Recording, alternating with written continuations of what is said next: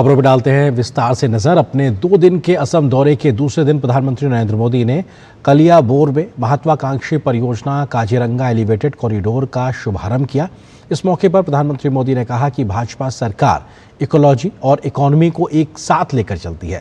उन्होंने कहा कि कांग्रेस काजीरंगा का विकास नहीं कर सकती, वो सिर्फ घुसपैठियों की वकालत करती है। प्रधानमंत्री ने कांग्रेस की पूर्ववर्ती सरकारों पर असम के साथ न्याय नहीं करने का आरोप लगाया।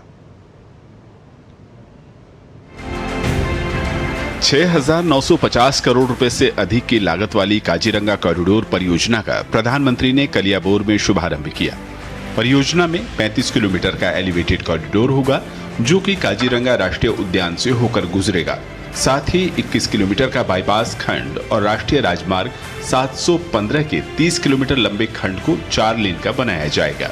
यानी कुल परियोजना 86 किलोमीटर की है। एलिवेटेड कॉरिडोर बन जाने से काजीरंगा वन्य जीवों की निर्बाध आवाजाही सुनिश्चित हो सकेगी। प्रधानमंत्री ने कहा कि साल 2025 में एक भी राइनो के शिकार की घटना सामने नहीं आई है।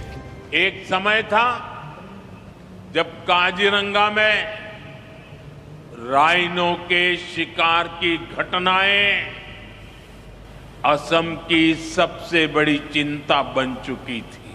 हमने सुरक्षा व्यवस्था को नए सिरे से मजबूत किया, वन विभाग को आधुनिक संसाधन मिले, निगरानी तंत्र सशक्त हुआ, वन दुर्गा के रूप में महिलाओं की भागीदारी बढ़ाई गई। इसका सुखद परिणाम भी सामने आया।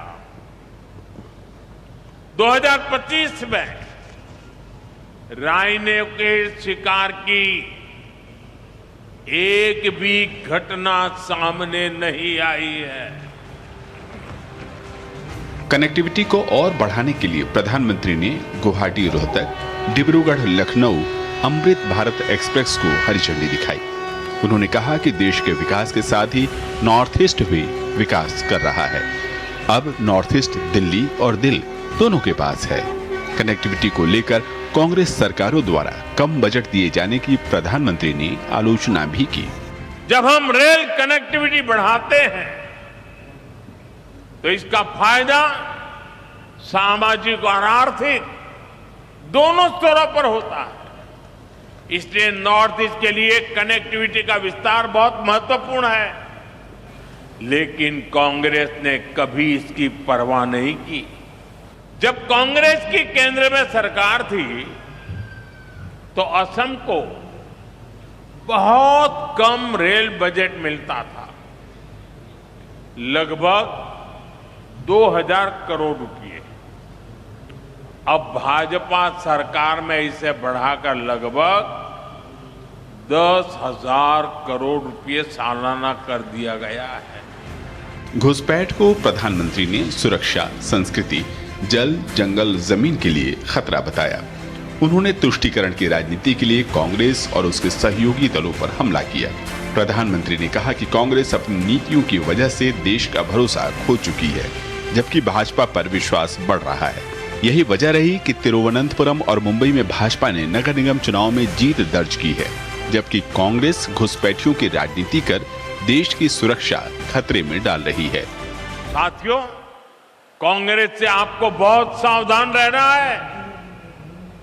कांग्रेस की एक ही नीति है, घुसपैठियों को बचाओ, घुसपैठियों की मदद से सत्ता पाओ।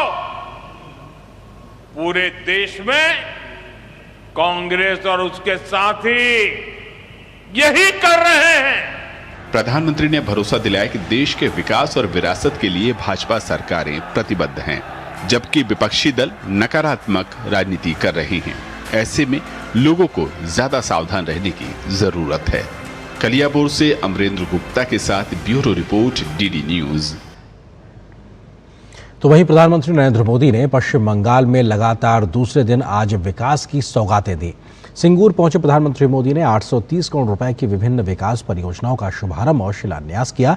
इन परियोजनाओं में ढांचागत विकास के बड़े काम शामिल हैं, जिनका फायदा बंगाल के लोगों को बड़े स्तर पर मिलेगा। राज्य की अर्थव्यवस्था को लाभ मिलेगा तो स्थानीय युवाओं के लिए रोजगार के नए अवसर भी पैदा होंगे। प्रधानमंत्री मोदी ने आज बंगाल की कनेक्टिविटी बढ़ाने के लिए 3 अमृत भारत एक्सप्रेस ट्रेनों को भी हरी झंडी दिखाई।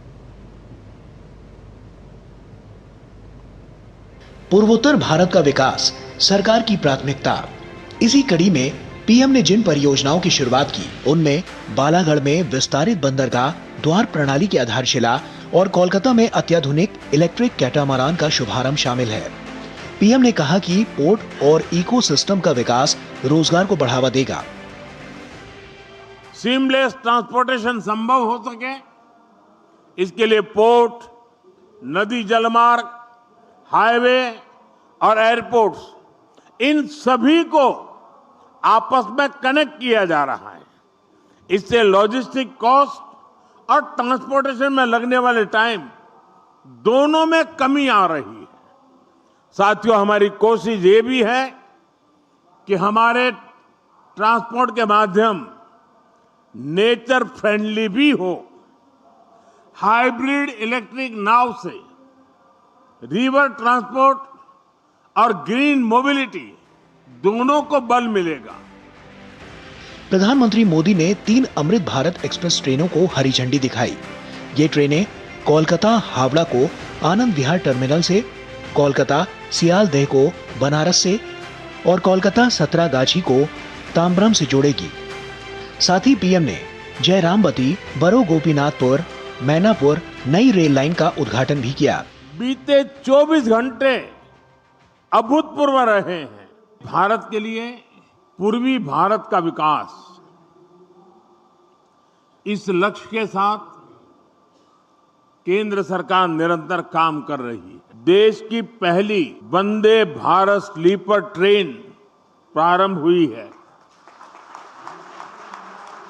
बंगाल को करीब आधा दर्जन नई अमृत भारत एक्सप्रेस ट्रेनें भी मिली है। आज 3 और अमृत भारत एक्सप्रेस ट्रेनें शुरू हुई हैं। इनमें से एक ट्रेन तो मेरे संसदीय क्षेत्र काशी बनारस की बंगाल से कनेक्टिविटी को और मजबूत करेगी। केंद्र सरकार पूर्वोत्तर भारत के विकास के लिए लगातार कदम उठा रही है और इसी क्रम में पश्चिम बंगाल में इन नई परियोजनाओं का शुभारंभ राज्य के विकास की दिशा में महत्वपूर्ण कदम माना जा रहा है। सिंगूर से अजीत द्विवेदी के साथ ब्यूरो रिपोर्ट, डीडी न्यूज। प्रधानमंत्री ने सिंगूर में विशाल जनसभा को भी आज संबोधित किया तो टीएमसी सरकार पर जमकर हमला बोला। पीएम मोदी ने कहा कि बिहार के बाद अब बंगाल में महाजंगल राज को खत्म करना है। ममता बनर्जी सरकार पर घुसपैठियों को संरक्षण देने का आरोप लगाते हुए प्रधानमंत्री ने कहा कि केंद्र की योजनाओं को टीएमसी सरकार बंगाल में लागू ही नहीं होने देती, जिसके कारण बंगाल का विकास काफी पीछे छूट गया। पीएम मोदी ने सरकार बदलने का नारे को दोहराते हुए कहा कि जैसे ही बीजेपी की सरकार बंगाल में आएगी तो यहाँ के माफिया राज को खत्म कर दिया जाएगा और जनता के हित में विकास को तेजी से आगे बढ़ाया जाएगा।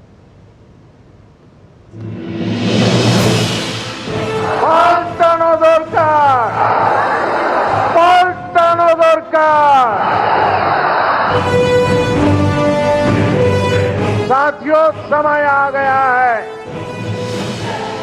जब घुसपैठ को भी पूरी तरह रोकना होगा और जो लोग बीते दशकों में फर्जी कागज बनाकर यहां घुल मिल गए हैं, उनकी पहचान करके उन्हें उनके देश वापस भी भेजना होगा। ये काम कौन कर सकता है? ये काम कौन कर सकता है? ये काम आपका एक वोट कर सकता है, आपके वोट की ताकत।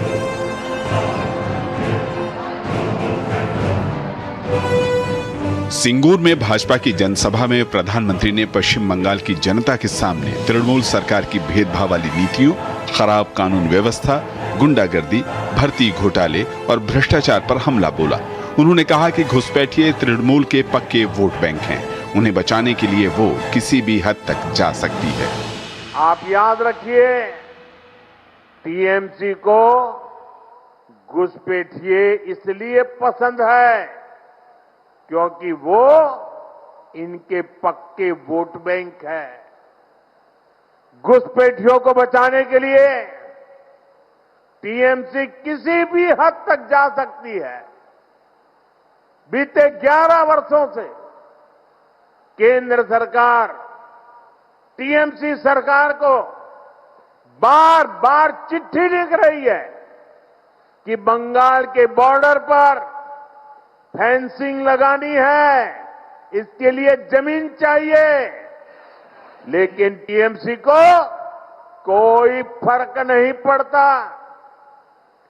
टीएमसी ऐसे गिरोहों को संरक्षण देती है जो घुसपैठियों को सुरक्षा देते हैं, उनके लिए फर्जी डॉक्यूमेंट बनाते हैं। केंद्र की जन कल्याण की योजनाओं में अड़ंगा लगाने वाली तृणमूल सरकार को प्रधानमंत्री ने निर्मम सरकार कहा। उन्होंने कहा कि पश्चिम बंगाल में शिक्षा माफियाओं के हवाले है, कानून व्यवस्था गुंडों के, बेटियां सुरक्षित नहीं हैं। ऐसे में एक वोट की ताकत भाजपा की सुशासन वाली सरकार ला सकती है। भाजपा को आपका एक वोट पक्का करेगा कि बंगाल में फिर से संदेश खाली जैसी घटना न हो। भाजपा को आपका एक वोट इस बात को पक्का करेगा कि फिर से बंगाल में हजारों शिक्षक अपनी नौकरी नहीं खोए। टीएमसी को सबक सिखाना बहुत जरूरी है। यहां छोटे से छोटा टीएमसी का नेता खुद को बंगाल का माई बाप समझने लगा है। प्रधानमंत्री ने जनता से आह्वान किया कि भाजपा के सुशासन में राज्य में निवेश बढ़ेगा, अच्छी शिक्षा युवाओं को मिलेगी और रोजगार के अवसर बढ़ेंगे और इंफ्रा का विकास होगा। प्रधानमंत्री ने यहां की महिलाओं और युवाओं से राज्य में आगामी विधानसभा चुनाव में बदलाव का आह्वान किया। साथ ही उन्होंने कहा कि आने वाले समय में राज्य को विकास की नई दिशा दी जाएगी। कैमरामैन सुनील राणा के साथ अजीत द्विवेदी, डीडी न्यूज, सिंगूर, पश्चिम बंगाल।